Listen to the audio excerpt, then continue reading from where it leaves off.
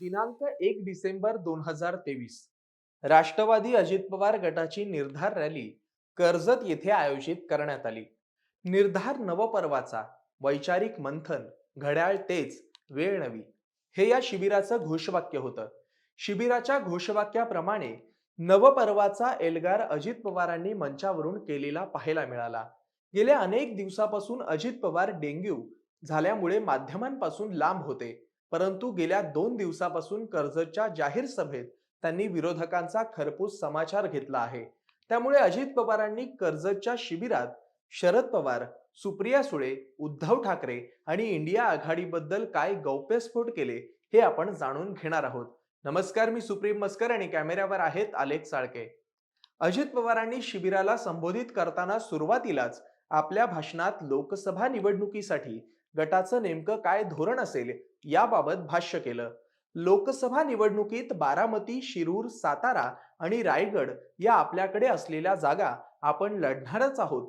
पण त्याबरोबर ठाकरे गटाकडे ज्या जागा आहेत त्यातल्याही काही जागा आपण लढवण्याचा प्रयत्न करणार आहोत. जागा वाटपावर प्राथमिक चर्चा झाली आहे. 5 राज्यांच्या निवडणुकीनंतर मुख्यमंत्री एकनाथ शिंदे, उपमुख्यमंत्री देवेंद्र फडणवीस आणि केंद्रीय मंत्री अमित शहा यांच्याशी प्राथमिक चर्चा करण्यात येणार असल्याचंही अजित पवारांनी स्पष्ट केलं.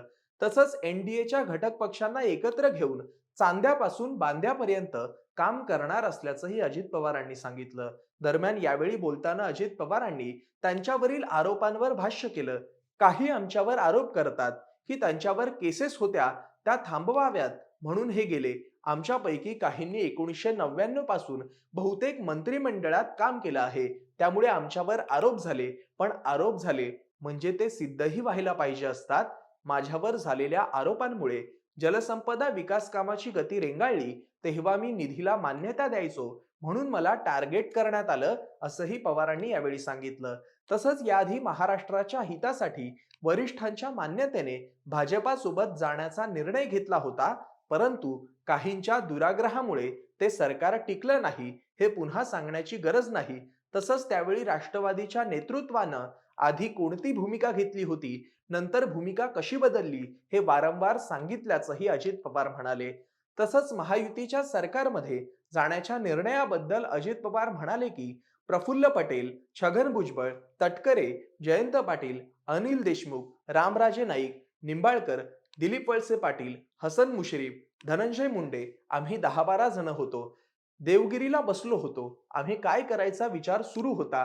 डायरेक्ट साहेबांना सांगितलं तर काय वाटेल असं वाटल्याने आम्ही सुप्रिया सुळेंना माझ्या घरी बोलवलं.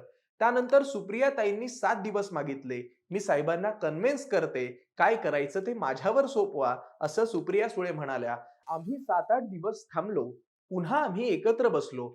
अनिल देशमुख, जयंत पाटील होते. सरकारमध्ये गेलं पाहिजे. आमदारांच्या कामाला स्थगिती मिळाली आहे. अनेक प्रश्न आहे. बहुजन समाज, त्याचबरोबर अल्पसंख्याकांचा विचार झाला पाहिजे, याचा विचार यावेळी आम्ही केला, अशी माहिती अजित पवारांनी दिली. त्यानंतर हा निर्णय साहेबांना सांगण्यात आला तेव्हा साहेबांनी सांगितलं की सरकारमध्ये जा, मी अध्यक्षपदाचा राजीनामा देतो. त्यानंतर 2 मेला पुस्तक प्रकाशनावेळी साहेबांनी राजीनामा दिला. त्यावेळी शरद पवार राजीनामा देणार हे कुणालाही माहिती नव्हतं, फक्त घरातील 4 लोकांना माहिती होतं. त्यानंतर त्यांनी राजीनामा दिला. मग पुढे 15 जणांची कमिटी स्थापन करण्यात आली. समितीने बसावं आणि अध्यक्ष निवडावा, असं शरद पवारांनी सांगितलं. पुस्तक प्रकाशनाच्या कार्यक्रमात शरद पवार यांनी राजीनामा दिल्यावर सर्वच आश्चर्यचकित झाले.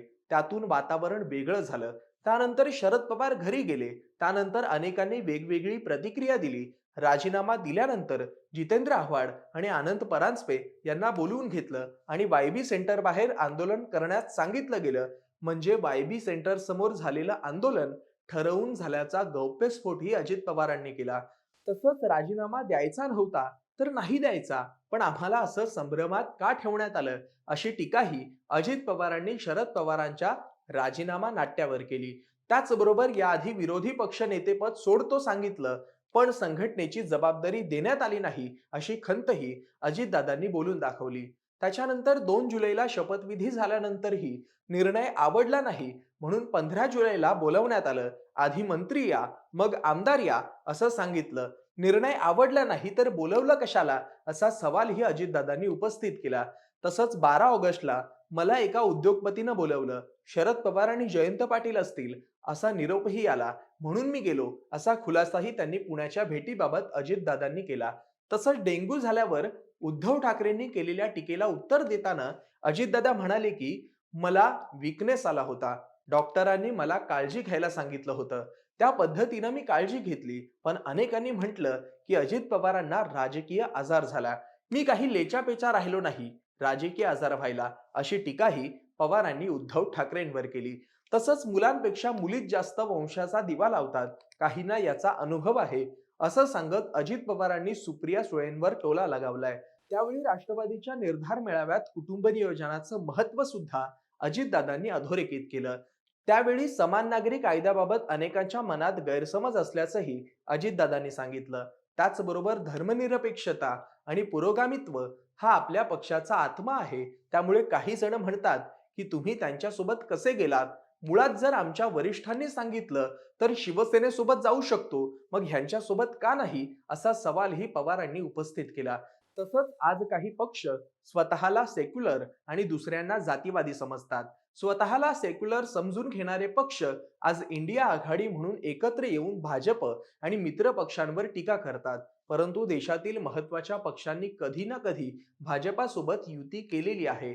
मग त्यांनी विचारधारा सोडली नाही, पण आम्ही सोडली असं का म्हणता? ममता बॅनर्जी, फारुख अब्दुल्ला, मेहबूबा मुफ्ती, नितीश कुमार अशा सर्वांनीच भाजपासोबत युती केली. मग त्यांनी निर्णय घेतला तर ते योग्य, आणि आम्ही भाजपासोबत गेलो तर आम्ही जातीवाद्यांसोबत गेलो असं का म्हणता? असा सवालही अजितदादांनी केला. तसंच इंडिया आघाडीवर टीका करताना अजित पवार म्हणाले की इंडिया आघाडीला नेता ठरवता येत नाही, आघाडीच्या लोगोवर एकमत करता येत नाही, आघाडीची बैठक कुठे घ्यायची हेही ठरवता येत नाही.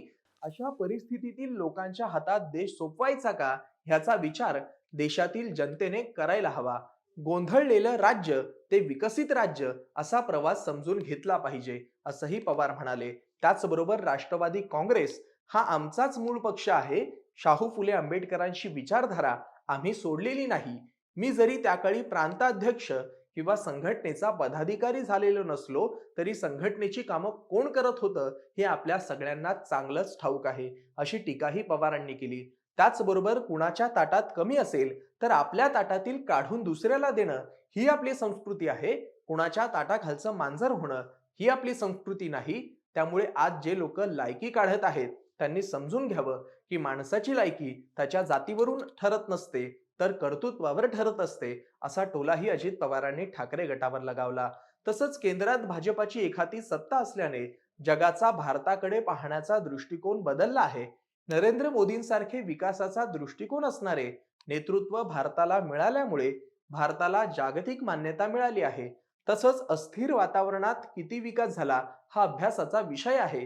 परंतु आज देशाच्या विकासासाठी लागणारे खमक नेतृत्व पंतप्रधान नरेंद्र मोदींच्या रूपानं भारताला मिळालेलं आहे, अशा शब्दात पंतप्रधानांचं कौतुकही अजित पवारांनी आपल्या भाषणात केलं.